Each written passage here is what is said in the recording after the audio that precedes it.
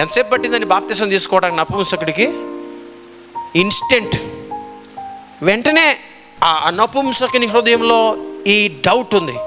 ఈ మౌనంగా ఉన్న గొర్రెని గురించి చెప్తా ఉన్నాడు ప్రవక్త. ఎవరి గురించి చెప్తున్నాడయ్యా అని అడిగినప్పుడు ఇంకా ఫిలిప్కు తెలియదు ఏముంది, మొత్తం చెప్పేశాడు. యేసుక్రీస్తు సువార్త మొత్తం చెప్పేసరికి ఇక వెంటనే ఆ నపుంసకుని హృదయంలో విశ్వాసం కలిగింది. వినుట వల్ల ఏం కలుగుతుందండి? అందుకే వినాలి వాక్యం. ఎంతసేపు పట్టిందని బాప్తిసం తీసుకోవడానికి నపుంసకుడికి? ఇన్స్టెంట్, వెంటనే.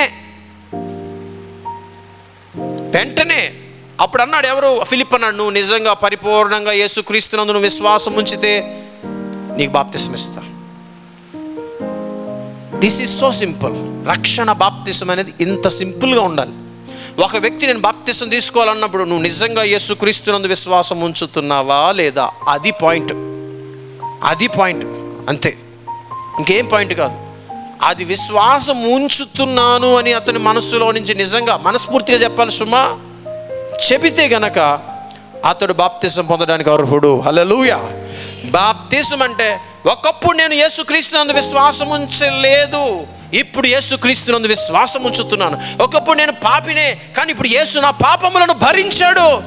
ఒకప్పుడు నేను శాశ్వత నాశనానికి వెళ్ళిపోవలసిన వ్యక్తినే, కానీ ప్రభు ఇప్పుడు ఆ నాశనాన్ని నుంచి నన్ను తప్పించి శాశ్వత జీవంలోకి నన్ను పిలిచాడు. ఆయన యందు నేను విశ్వాసం ఉంచుతున్నాను. ఇది చాలు, ఆ వ్యక్తికి బాప్తిసం ఇచ్చవచ్చు.